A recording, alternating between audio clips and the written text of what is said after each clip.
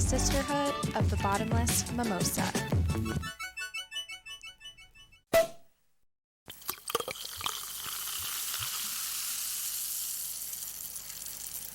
Hello, friends. Welcome back to the show. This is Melissa, and you're listening to Mimosa Sisterhood podcast, where we pop bottles and celebrate the world's greatest women. Today, we have another Everyday Woman episode where we get to talk to a real-life woman kicking ass and taking names out there in the world today.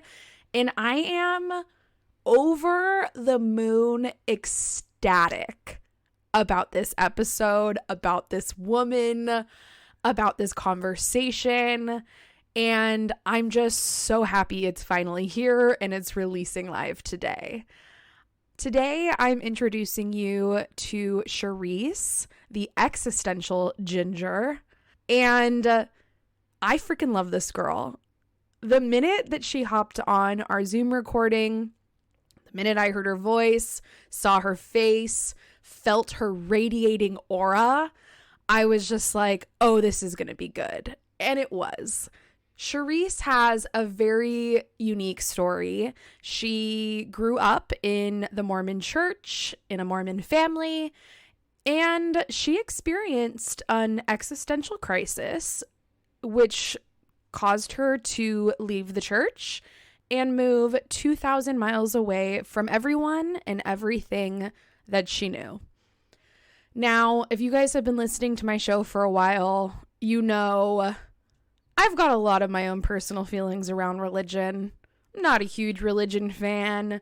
I went to Catholic school from kindergarten until the day I graduated high school, and can't say I liked it. So I'm always super excited to talk to other people out there in the world who also faced challenges with their own religions, their own communities, their own feelings around faith and spirituality. So the minute I saw Charisse's bio, I knew I had to reach out to her, and I'm so happy I did, because not only does she have such an amazing and inspirational story, she is an absolute motherfucking gem. Like, I'm borderline angry that she lives all the way on the other side of the country, because her and I would be hanging out on the regs if she lived here in California. So we'll get into it in just a minute, but of course, a couple reminders. Mimosa Sisterhood merchandise is live on the pod shop. You can head to my website, mimosasisterhood.com, and take a look at our first product launch. We've got a bunch of really cute hats for summer. We have some coasters, a coffee mug, this really cool insulated beer koozie. We've got a pillow, a t-shirt, and everything is super cute. So check it out. I would be more than honored to see you repping our merchandise. And for the rest of summer, I'll have a couple more product launches coming out with different items. We'll have a lot more clothes coming down the pipeline, just finalizing a few more designs, a few things that I am drawing myself that I will have eventually printed on some merch. So all just very exciting things that I am losing my mind over. And lastly, as always, if you are not subscribed to the podcast, please be sure to do that so you can receive new episodes the moment that they drop. Don't forget, we have a podcast phone number where the listeners can call in, leave voicemails that I will insert into our future episodes. I would love to hear your voice. I'd love to hear your story. And I would love to see your name and number pop up on my phone. So call in. The phone number is 562-270-4914. And I would love for all of you to be a part of this podcast with me. So hit a girl up, and I can't wait to hear from you.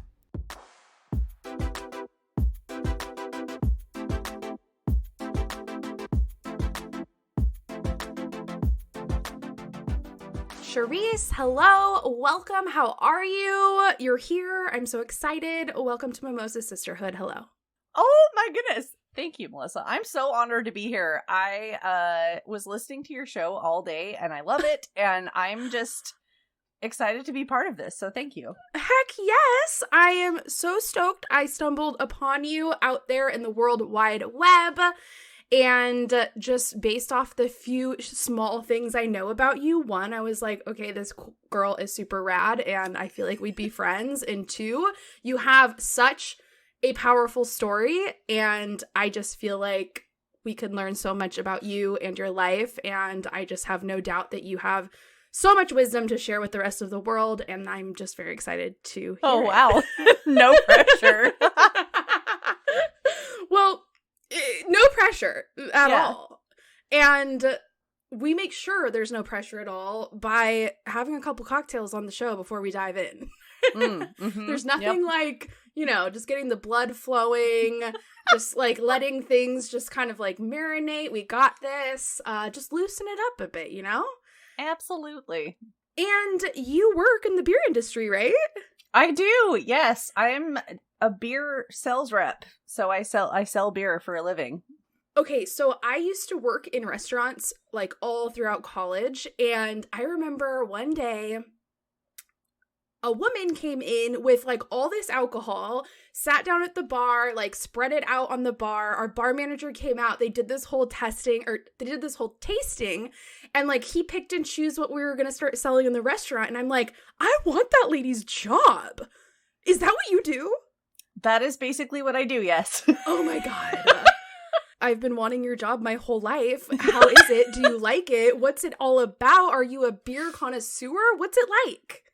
I absolutely love it. I have to pinch myself sometimes because it truly is one of those things that I'm like, am I getting paid for this? I'm getting paid for this. Right. It's so much fun. And yeah, so I live in Pennsylvania and the alcohol laws are a little strange here. So you have to have contracts to sell certain brands of certain beers in certain counties. It's very strange.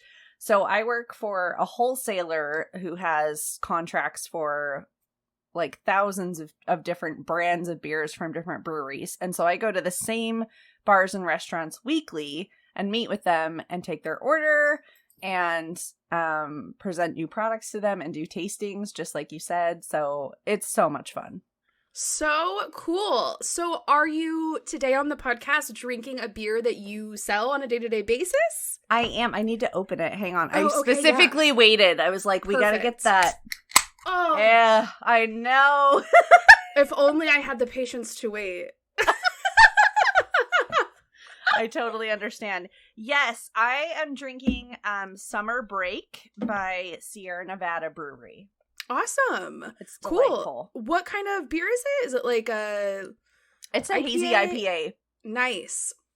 So I've never really been a huge fan of IPAs just because they're so just like hardcore, you know? But today I'm drinking a triple IPA. What? And I've actually found that the triples are like smoother to me than the doubles. They can be, yeah. And also, of course, than the basic IPA.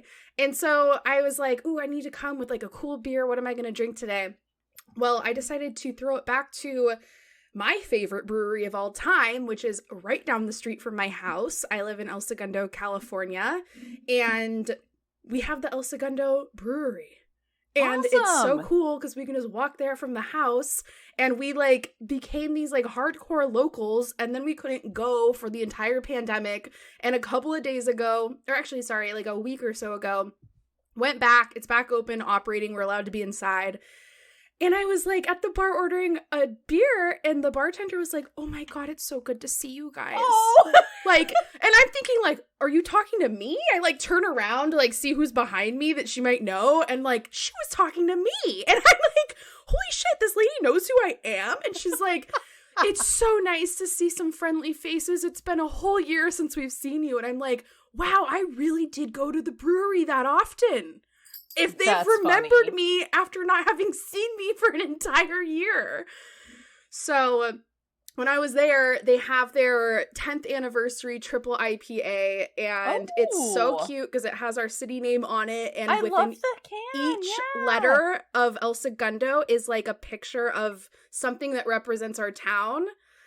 And I live in a really like small town in LA. It's like nobody comes here unless you live here, so it's just like so sweet and cute. And I'm like, I'm gonna rep my own little city today on the pod.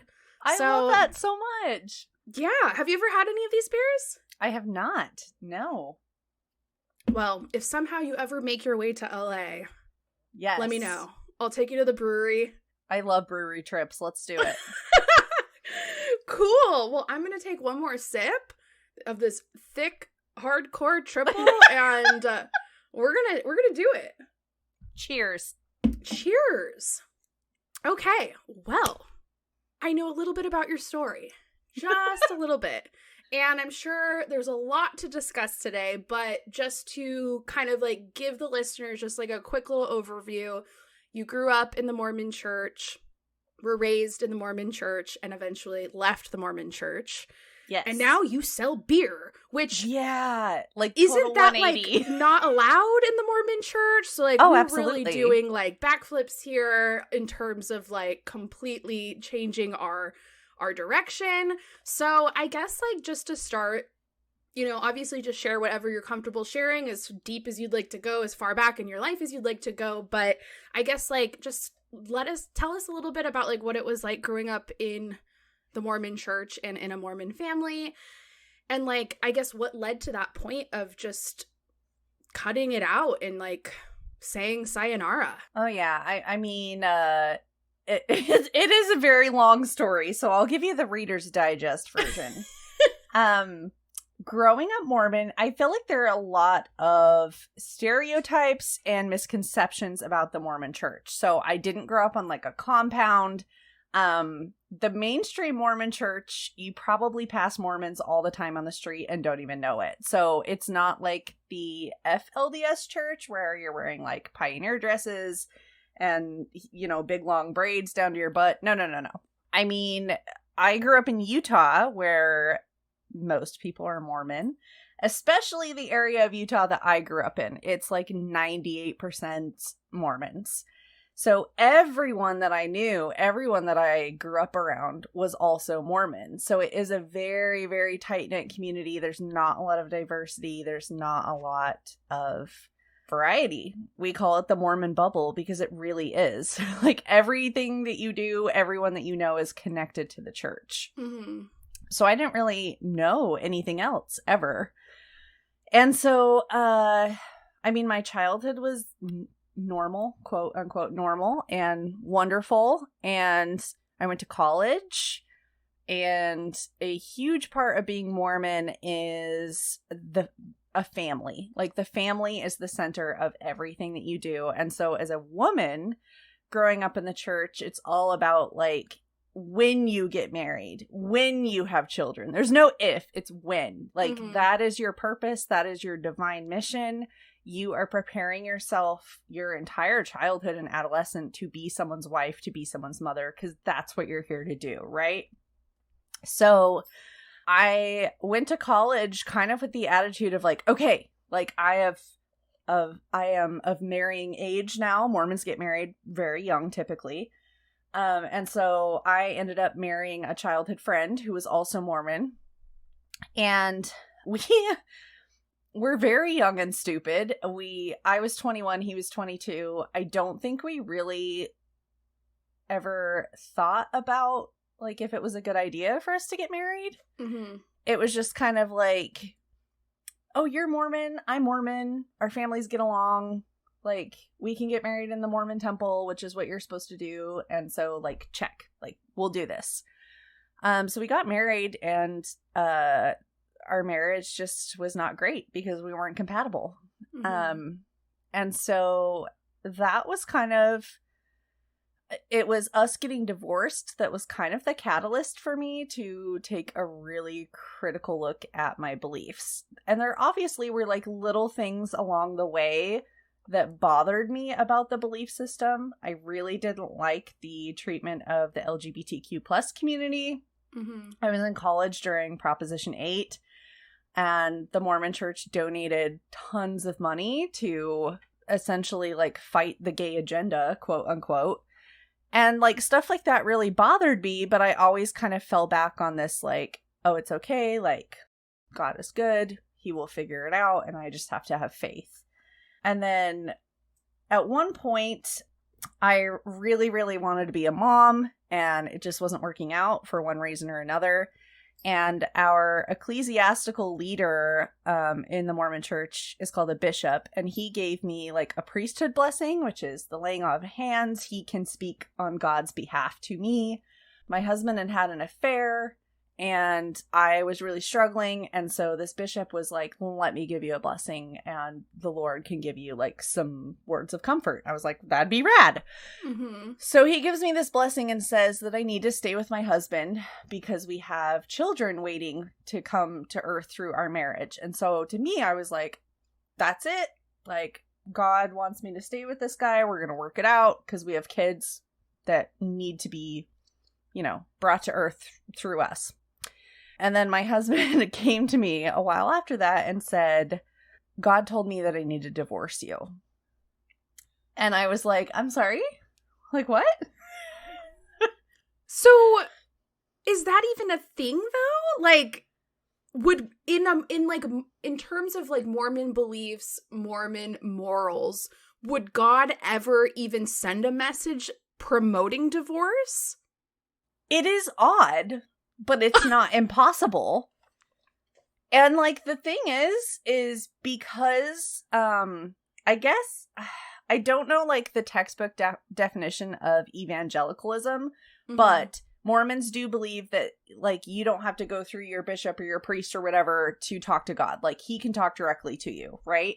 So it is possible that, you know, hypothetically speaking, God could have told my husband that. But I was confused because I was like, I thought God told me that we had like children that we needed to have, right? So that was the moment when things started to unravel for me. And then it was just like a total shit show from then on.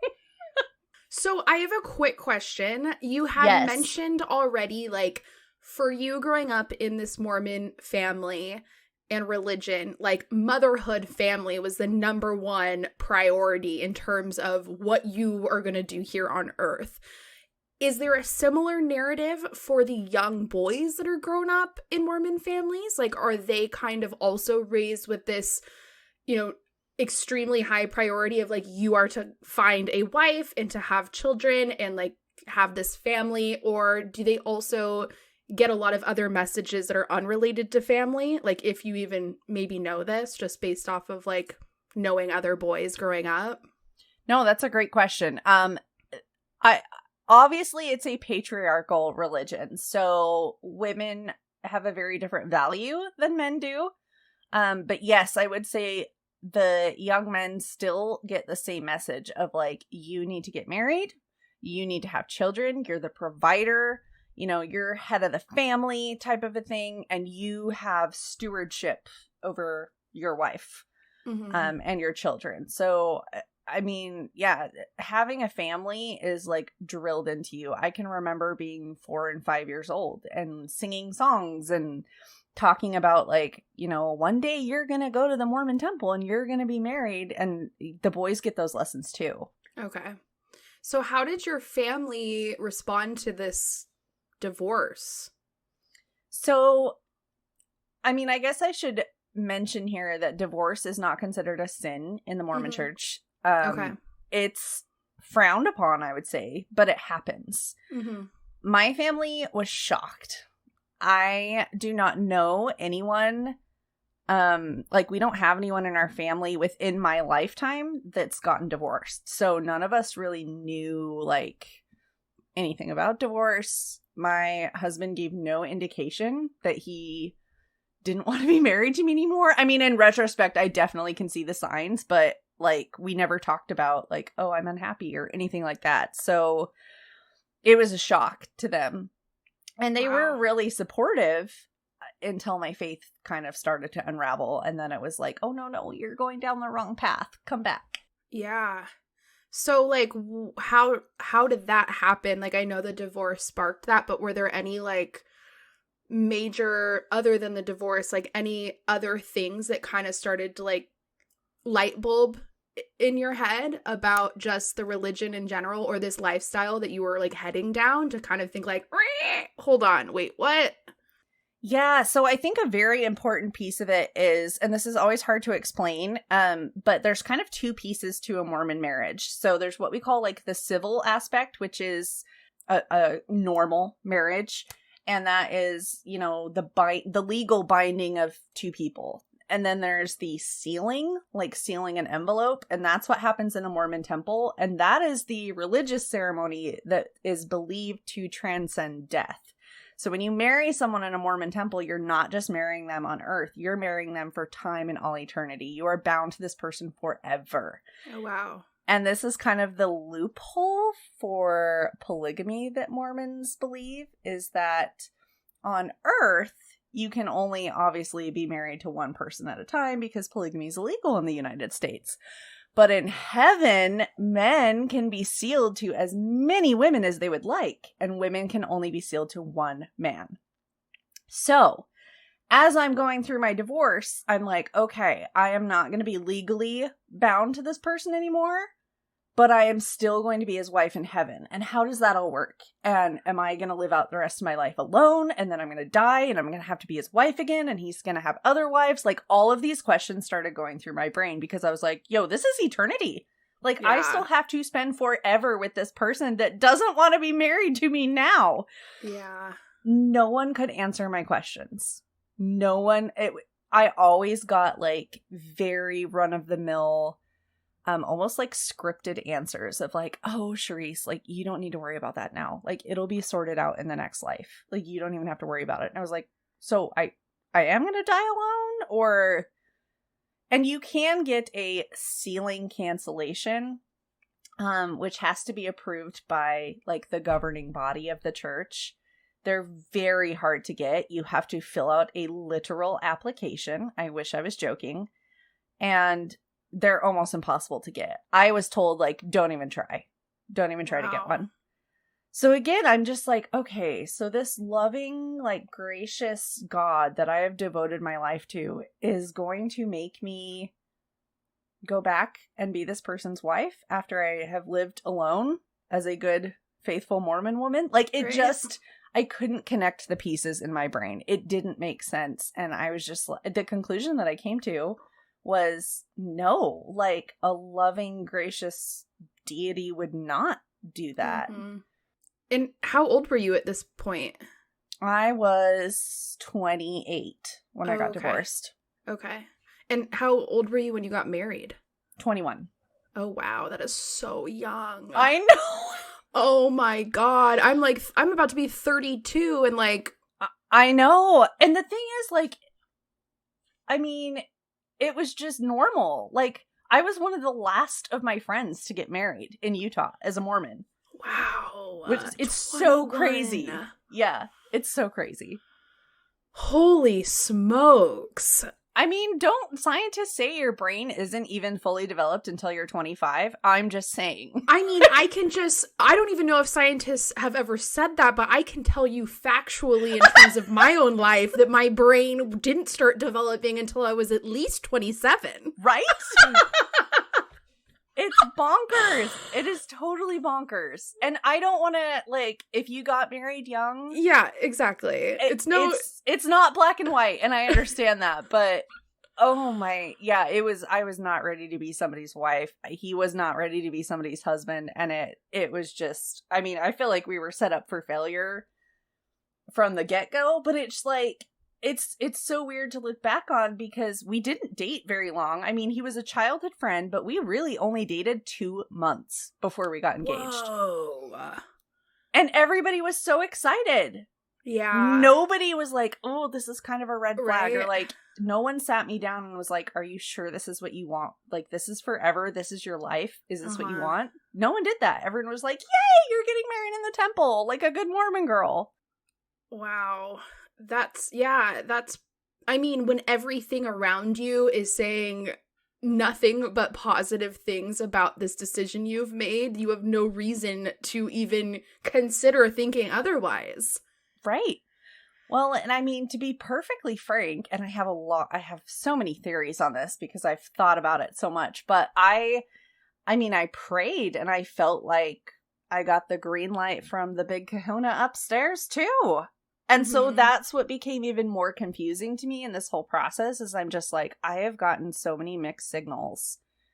And the like toxic, abusive narratives in the religion really started to rear their ugly head during my divorce of like, oh yeah, God probably did know that he was going to divorce you, but this is just your cross to bear. This is your trial. God is teaching you a lesson and you just need to be strong. He will never give you more than you can handle. And I just remember thinking like, this is bullshit. Like, this is bullshit. Why? Like, why does this have to be my lesson? Why does everything have to have like some cosmic significance? And it all started to fall apart. And then I reread, like, the Mormons read the King James version of the Bible, but it's the Mormon version of the King James Bible. It's very hard to explain. And then they also have the Book of Mormon, which most people know about. So I reread those, but when I reread the Bible, I read a different translation of it side by side with the Mormon version. Mm-hmm. And the discrepancies were insane. And it was like anything that contradicted the Mormon doctrine had been removed from the Mormon King James Bible. And I was like, okay, so this is kind of concerning. Yeah, they're kind of picking and choosing what is in alignment with their narrative. And I mean, to be perfectly frank, that's not specific to Mormonism. I mean, let's just be real. I feel like most religions do that to some extent. Most just humans on the street. Right. We all do it. We all have agendas. Right. We all look for the answers we want to find. I get it. But to have devoted your entire existence, your entire life, and sacrificed so much time and energy and so much of yourself to this idea, and then to find it out that it is a lie, was absolutely devastating. I don't have another word for it, and I really did like plunge headfirst into an existential crisis because it was just like my whole, like, that meme of, like, my whole life is a lie. Like, that's how I felt. I was like, what have I been doing? Like, what is this all for? And just, like, complete and utter betrayal. And then, like, also just that feeling of, like, who can I trust if all the people in my life have sort of led me astray? Right. And it was... I mean, I was very bitter and resentful for a long time, and I think I finally reached a point. I mean, it will be 4 years this year since I left. That's not that long. No, it's not. But I've had some great therapists along the way, so hats off to therapy. So I think I've reached a place where I'm not like angry at my parents. I don't hold it against them that they raised me in a religion that they thought was good and was, going to bring me enlightenment and was going to provide happiness for us as a family in the eternities. So I really can't blame them for that. And totally. I'm not angry with them, but it does kind of leave me in an awkward place of like, well, I don't believe that anymore. And, I think one mistake that a lot of religious or formerly religious people, I should say, make, that I know I made initially, was you kind of take it upon yourself to become like the anti-missionary. Mm-hmm. Like, I have to go unconvert everyone. Now that I know the truth, now that I'm like spiritually woke, I need to go, tell everybody else to leave their religion too. And I don't think that is the best mode of how to do things necessarily. Totally. So, yeah, I think that's one of the biggest lessons that I've learned is it's not really my responsibility to try to push my new agenda or new narrative on anybody else. That's kind of hypocritical of me.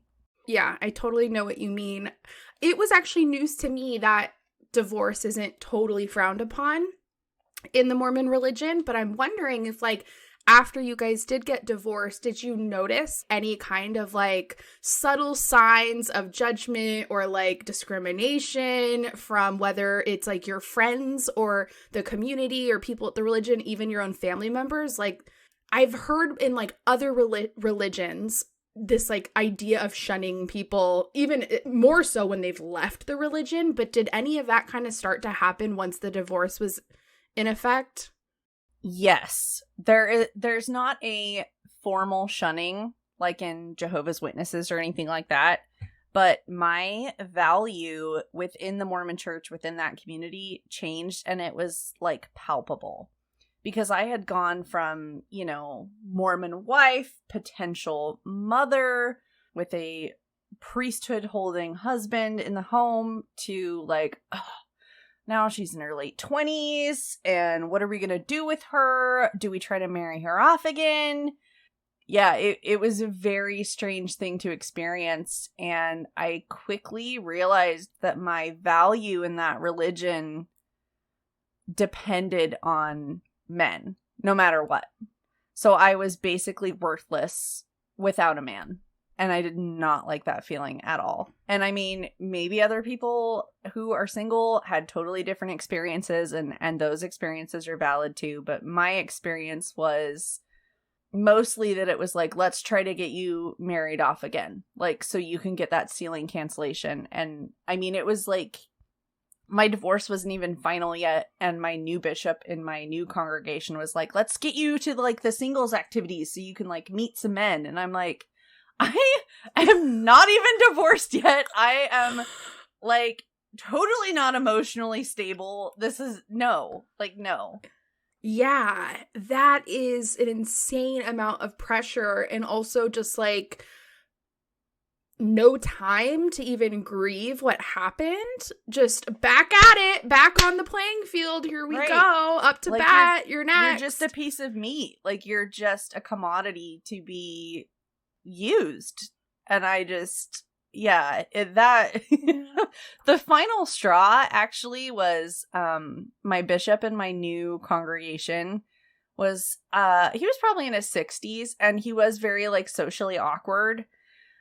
He came over to meet with me like alone in my home, which I thought was kind of odd. And he sat on the couch next to me, and we were talking, and he was telling me how his daughter had got divorced. So he like totally understands what I'm going through. Right. Mm-hmm. And at one point he put his hand on my knee, like right above my knee. Yeah. And said, I don't think you're going to have any problem finding another husband. Oh, that is absolutely disgusting. And that's when I was like, you're a man of God? Like, for real? No. Ugh. Oh, that I don't even know. Like, I just can't even imagine that. Oh, it's like, icky. It's so icky. And, you know, like, unrelated to even just Mormons in general, like, just this common theme of men that hold superior roles in whatever it is. It could be the fucking CEO of the company, the head actor, or the freaking bishop of the Mormon church. Like, what the fuck is that? Like, I don't get it. The amount of times a man in a high-level position has rested a hand on a woman's knee, it's insane. Yeah. I don't understand it. I don't understand it. And I've never been like a person that's like, ew, don't touch me, but like, no, but it's sending a particular message, you know? It's like, we get the underlying message, the signal you're sending here. Right. Like, this isn't comforting, it's gross. Yeah. Wow. Well, I'm curious, like, what does it mean to leave a religion? Like, what does that look like? Does it involve like packing your stuff up and leaving town, or is it like, how does that work? Like, what are the steps of one, making the decision, and then like actively leaving it and starting a new life? I mean, I guess in my case, I informally left. So basically I just stopped going to church. So there weren't really any like steps to be taken necessarily. I wasn't excommunicated or anything like that. I just stopped going, and I did, because I'm very close with my family, I did communicate to them like, hey, I'm not going to be Mormon anymore. And that was not a fun conversation, but I felt like I needed to be upfront with them. And then I lived in Utah for about a year after I left the church, and I hated it. I felt like I was definitely being ostracized. Most of my Mormon friends like slowly started making an exodus. You know, they'd disappear from my Facebook friends. They'd stop reaching out to me. So it just, I was like, what am I doing here? Like, Yeah.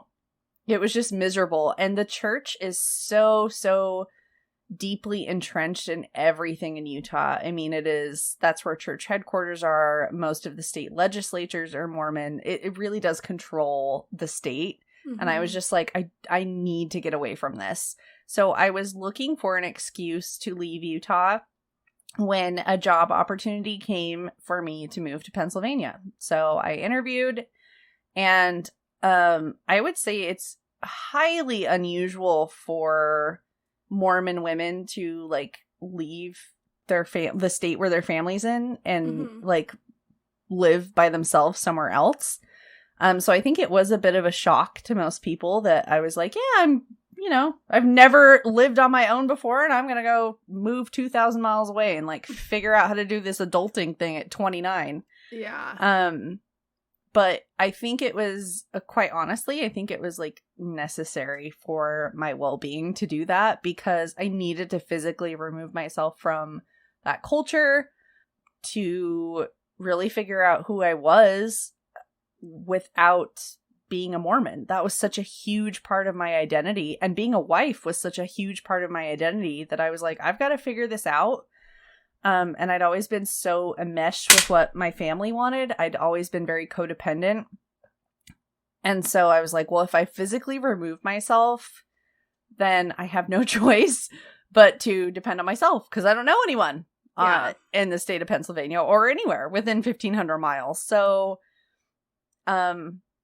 it was a very drastic choice, but I think it was necessary, and I don't regret it at all. It was so hard, and it's still hard sometimes, but so worth it. Absolutely. Have you like had an ability to sort of like recreate a community that's just yours? Like whether it's new friends, work friends, like new hobbies, maybe things that, maybe hobbies weren't even a big deal when you were growing up, especially if it's just like church and marriage. Like, have you picked up anything in your life that maybe you never knew you would be like passionate about or interested in, or types of people you'd be around that now you've sort of explored after this big move? I mean, obviously working in the beer industry is probably one. Right. Yeah, community is an interesting concept, because I will say there are things that Mormons do very, very well, and community is one of them. Mm-hmm. They kick ass at community. If you, sprain your ankle, there's somebody at a casserole waiting on your front porch when you get home from the ER. Like, it is a thing. Yeah. And so I do miss that. And I don't know that I have replaced that. And I don't know if I need to. Mm-hmm. I mean, obviously, COVID has thrown shit totally off. Yeah. Yep. But I do have an amazing circle of support and friends here in PA. And yeah, I definitely, working in the beer industry is so fun. I mean, I don't know that I ever would have gone into a bar before when I was Mormon. Right?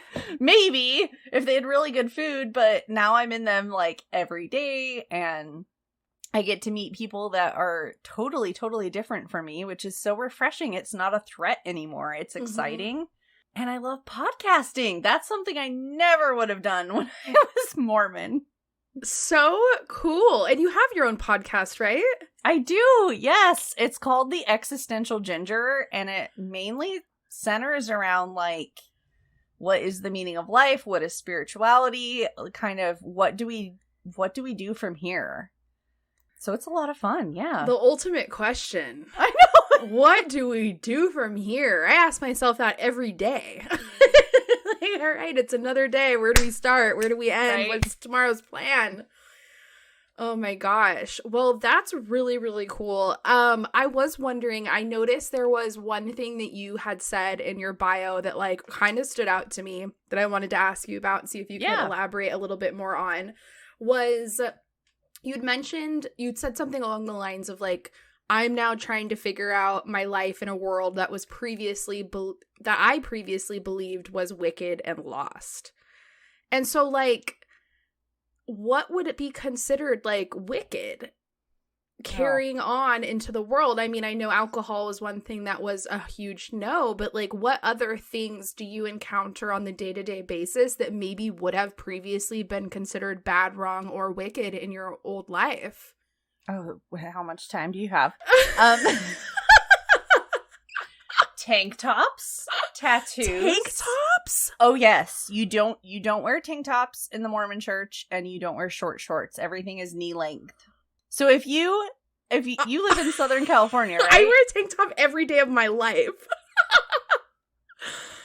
It is it's serious. Yeah, tank tops, tattoos. I have a nose piercing that definitely would not have been allowed. Coffee. That is a weird one that Mormons are known for. You don't drink coffee. Can you have like tea? What do people use to caffeinate in the mornings? So this is where it gets really, really muddy and quite funny. Because even as a devout Mormon, I could never explain it to people. Because they were like, you don't drink coffee? So is it like caffeine? And I'm like, no, I drink like 6 Dr. Peppers a day. And they're like, oh, so why can't you have coffee? And I'm like, because it's in Joseph Smith, the founder, or I'm sorry, he is not the founder. He restored, quote, air quotes, the true church, the true gospel of Jesus Christ on the earth, right? I guess the God told him that we shouldn't drink hot drinks. And that was interpreted as coffee and tea. But herbal tea is okay.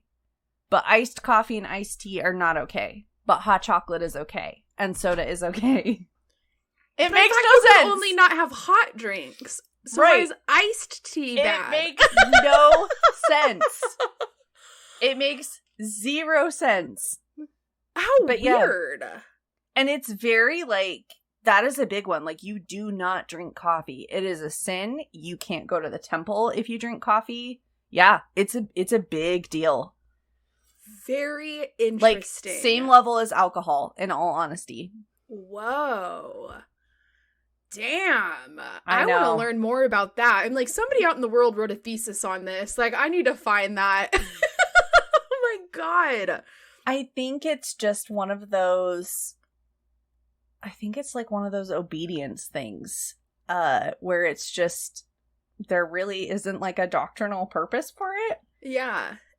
It's just something that they're requiring people to do as proof that they'll follow order.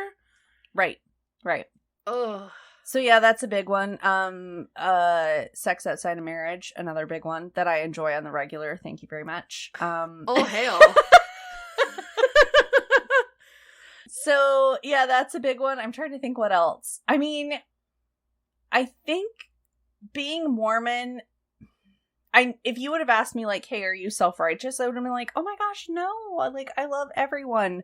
But you do kind of have this elitist attitude of like, oh, I was born into the true church and other people can be good people, but they just don't have the truth. They just, So you kind of look down on everyone else, and you're taught to be, that whole narrative of like, be in the world, but not of the world, because we're godly people, so we don't do worldly things. It's odd. Wow. So I'm curious, like, when you go and visit family, is that weird? Like, what is that dynamic like? Because, I mean, I feel like you've made it pretty clear you still have a great relationship with your family. There's a lot of love happening there. But, of course, there is that divide of they're in the church, you are no longer in the church. And all the things that you now engage in that aren't considered acceptable to them. Like, just even the tattoos you have on your body. Like, how do things like that work when you're together in real life? Like, is it just like a like, don't ask, don't tell? Or is there conversation that can come up that gets, argumentative? Like, what happens? Oh my goodness. So I will say I am very, very lucky to have the relationship now that I have with my family. There are people that leave the Mormon church that get disowned, that never speak to their family again, or have very, very hard relationships with their family. So I feel very fortunate. Mine were rocky for, I would say, about a year and a half after I moved, or after I left the church and I moved to Pennsylvania. It was rough for a while. And I still was in therapy, and that was the first time that I had ever learned what the word boundary was. I'd never learned about boundaries. And so that kind of became a thing of just one of my favorite go-to boundaries is, thank you for taking an interest in my life. I'm not currently available for feedback on this. Which I know sounds like so salty. And when my therapist first said that, I was like, I cannot say that to my dad. Like, I cannot. You don't understand. But I'll tell you what, like, it works. It's just like, thanks for taking an interest. Like, I am not discussing this. Yeah. And sometimes that had to be enforced over and over. And then I had to learn to respect their boundaries too. I mean, like I said, instead of like word vomiting, like, oh, did you know this about church history? Or did you know this piece of doctrine that's bullshit? Or like, why are you still doing that? Why do you believe that? It's all make believe. Like, no, that's so disrespectful. And so it kind of was this balancing act of everyone in my family learning to respect each other and respect boundaries. And now we're at a place where, I mean, my parents are still very much involved in the church. So is my sister. And so they'll still tell me things about like people that I knew in the church, or, you know, they'll be like, oh, we're singing in the choir this weekend. And that's fine. Like, yeah. And I want to be supportive of them for those things because I know that they're important to them. But in terms of them sending me like scriptures or talks, sermons, same things, for me to read, like, that's all off limits. Yeah. So, and then in terms of my lifestyle as an apostate, the tattoos are hard every time, because I don't really tell them when I get them. I just kind of show up the next time I see them, and they generally are not thrilled. I should say my parents. My sister is generally like, oh my gosh, it's pretty. But I mean, I've just reached this, like, I don't know, this point of it's my life, and I know that I'm disappointing them in a lot of ways, but I think that they're proud of me in a lot of ways too, because I think a very small part of them expected me to move out and like fall flat on my face. Yeah. And so the fact that I didn't, the fact that I'm totally self-reliant and I've built, you know, this life for me here, and I'm in a relationship that's loving and supportive. They love my boyfriend, which is great. Amazing. I know. So I feel very lucky. And I feel like that was a very long answer to your question. I'm sorry. It's amazing. I could be here all night asking you questions. Like, I need to be mindful of your time now. I do have a question, and like, I've been thinking about it in my brain for a couple of minutes. I'm like, oh, I want to ask this, but it might sound like I'm controversial, and I don't bring it on. Yeah, because I don't want to become all the other assholes in the world that have asked you this, but I want to ask it in a more like thoughtful, intelligent way of like, because you were somebody that was raised with this number one goal of marriage, wife, baby, and you've finally been able to like step away from that and like regain independence and individuality and just like do whatever the hell you want. Is marriage something that like what are your thoughts on that now? And I don't want to be like, when you getting married, you know? Right.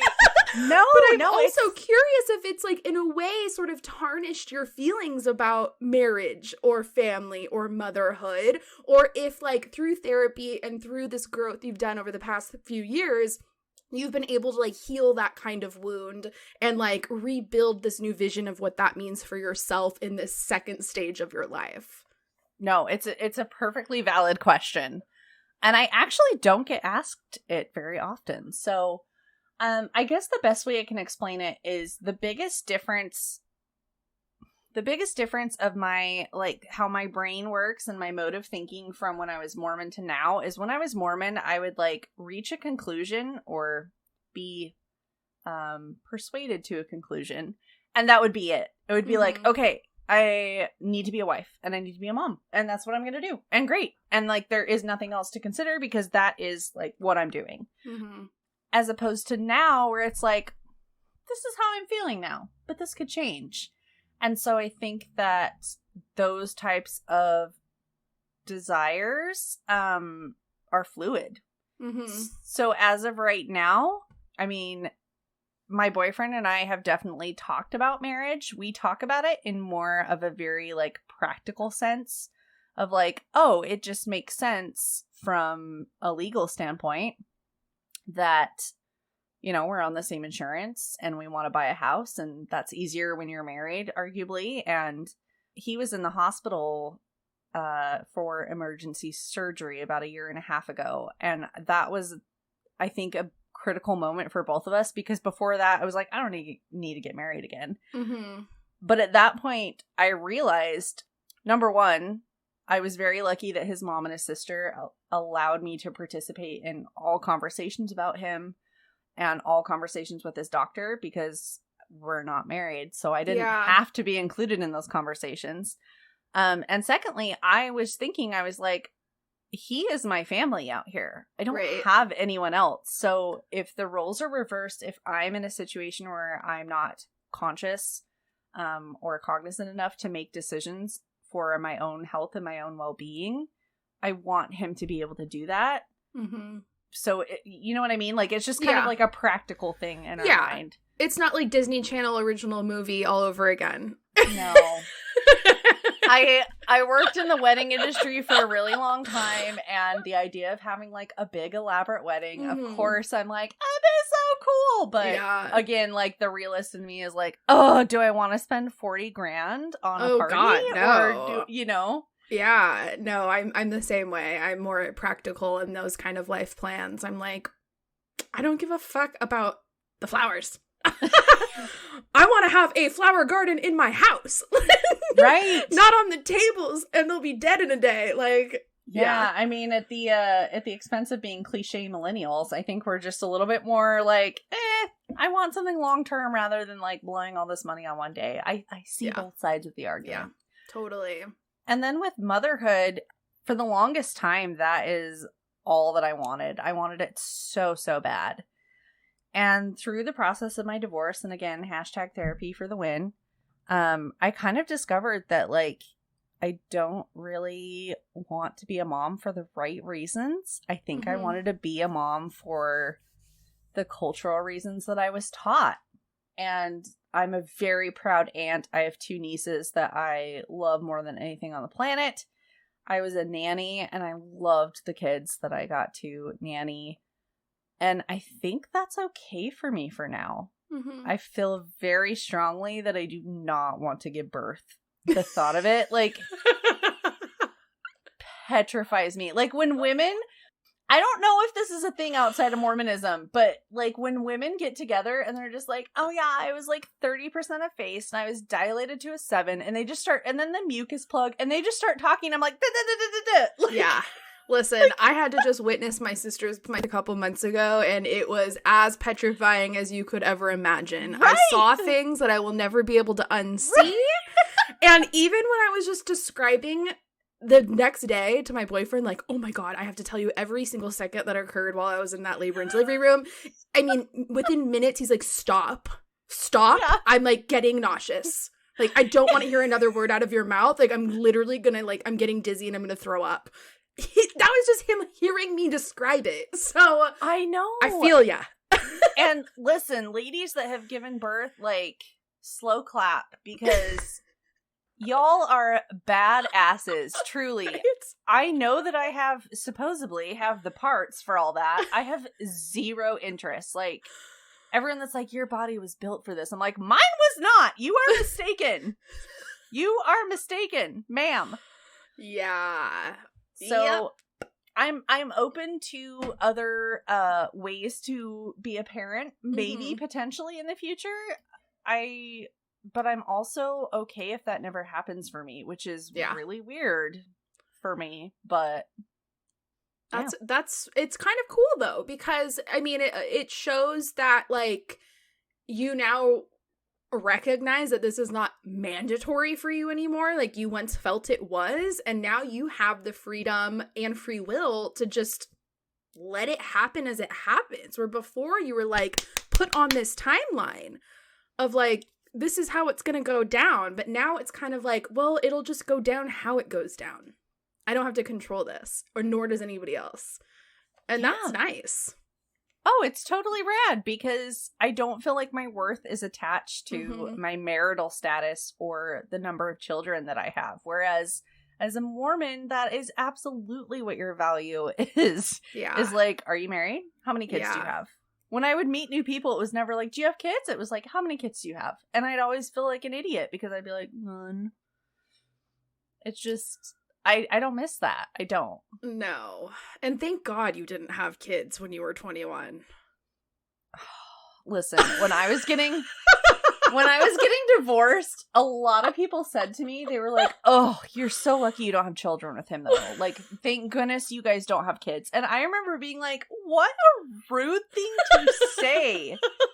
And now I'm like, but for reals. Well, also, like, God. How difficult would it be for you to leave the religion if you had children that were still tied to it? Is that even possible? I mean, it is, and I think there's, maybe it's just because I'm so entrenched in, like, the faith deconstruction community, but I feel like there is a huge mass exodus from the Mormon religion and religions in general happening right now, and a lot of those people are families. Oh, really? And so I think they are, and I think it's very interesting, like, some of the people that I've talked to in my own show, their children are their reason for leaving. Is they're just like, I'm not raising my daughter in this. I'm not raising my son to be this way. And again, slow clap for you guys, because that shit's hard. And I really, really respect and applaud anyone who recognizes that it's not a healthy environment for their family and they get out. Yeah, totally. Wow. Well, that was so much fantastic info. I mean, I didn't know anything about Mormon religion. I'm not really a religious person in general of any religion, so I'm kind of just like out of the loop on like what's going on in the religion world in general. But I mean, just so much other important things outside of just religion, outside of spirituality, just like gender dynamics, you know, these stereotypes, these like patriarchal standards from family to community to leadership of the churches, like all these things that are happening. It's very, it's a lot. And there's so many things to kind of digest and deconstruct. And it's kind of just fascinating. I mean, just as a society in general, to just think about all these different communities of people and the things that happen in them that are so different than the community next to them. It's just, human beings are an interesting breed. Oh my goodness. So it's funny you should say that. I just recently finished the audiobook. I don't know if you've heard of this book. It's called Sapiens by Noah Yuval Harari, I believe is the author. So this book it's like Sapiens, a brief history of mankind. It's my IQ went up like at least 10 points from reading this book. I felt so intelligent because this guy covers like literally the history of our species. Yeah. Starting with, you know, Neanderthals and cavemen, and then he goes through like anthropological and sociological and philosophical and religious and political histories of humans, and my mind was like blown. I was like, yeah, we are really fucked up. We are, and it's unbelievable, and it's scary, and it's fascinating, and it's remarkable, and it's complex, and like it's just, you know, the one thing I try and do on my podcast is tell a variety of diverse stories from women of all walks of life, and from as early as like 800 AD to 2021, you know, so try to cover it all. And just the things that we discuss and see and hear can be so polar opposite, but then there's always these little nuggets of themes that stay.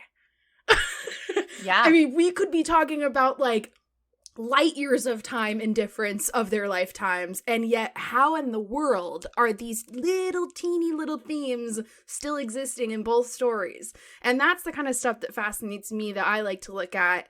And it just comes back to that, like, wow, humans are strange. The way we think, the way we operate, the way we behave, the way we digest information and react, like, it's wild. I'd like to spend my whole life studying it.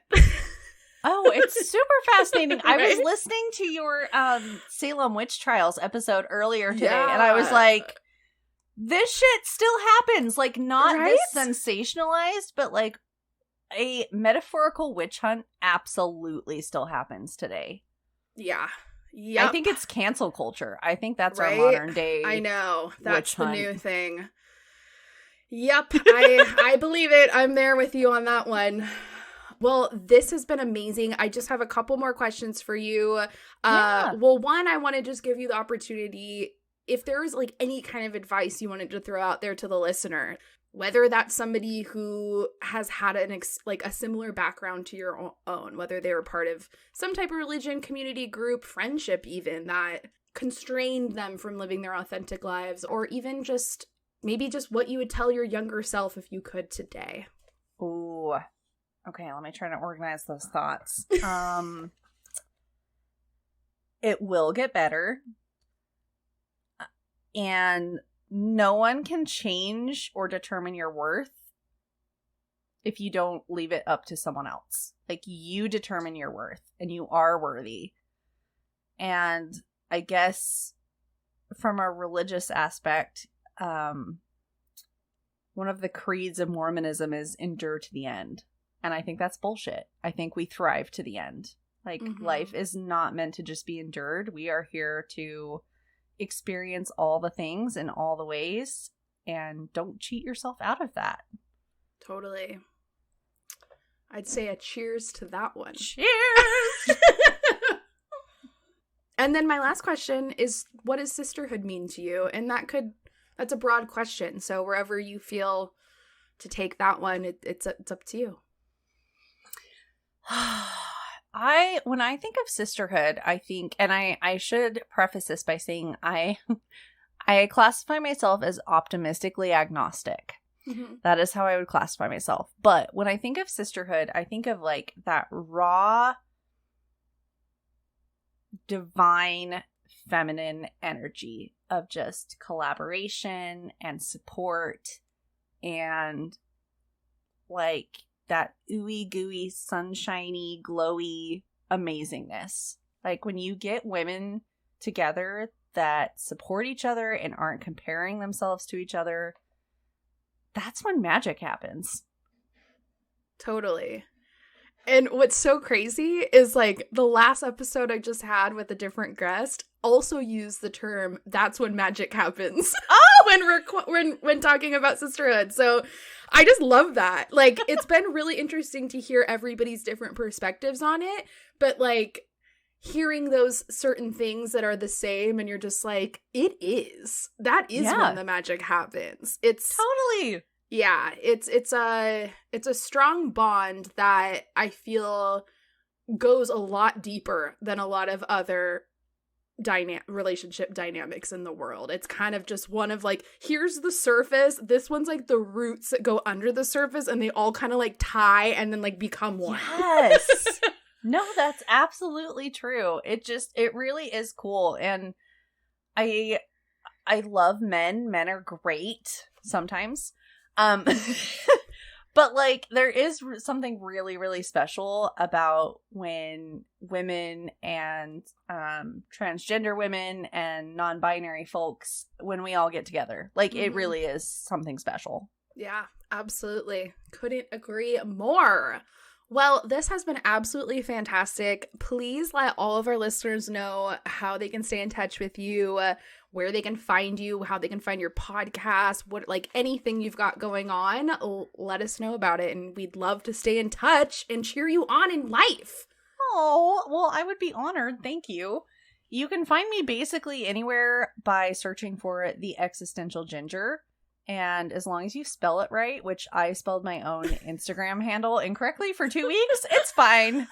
As long as you spell it right, you are sure to find me. And I would love to connect with you. Amazing. And really quickly again, how long have you had your podcast going? I started it in January. Oh, nice. Yeah. And you're loving it?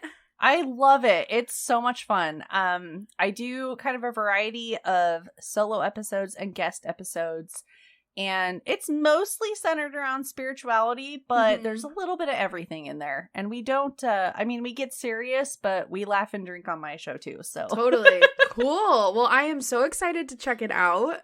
And yeah, I'm just very excited that I met you, and thank you so much for telling us your story and just opening up about your own life experiences and just having beers with me on a Wednesday night. I'm enjoying myself to the fullest. Thank you.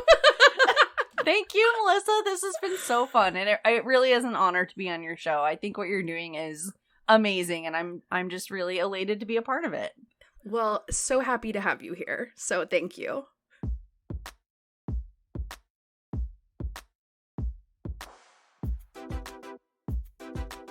Thank you guys so much for tuning in to another episode of Mimosa Sisterhood podcast. I really hope you enjoyed this episode. Charisse is such a doll, and I had an absolute fantastic time drinking beers and recording a podcast with her. Don't forget to subscribe to Mimosa Sisterhood on Apple Podcasts so that you can receive brand new episodes direct to your phone the moment that they drop. And if you haven't yet, swing by Apple Podcasts and leave us a 5-star rating and a review. This is seriously the best, easiest, cheapest, and quickest way for you to support this podcast. And it's a huge help in boosting our visibility, which will allow us to connect with more women out there in the world that currently don't know we exist. So thanks again for listening. Love you all dearly, and I'll see you next week. Bye.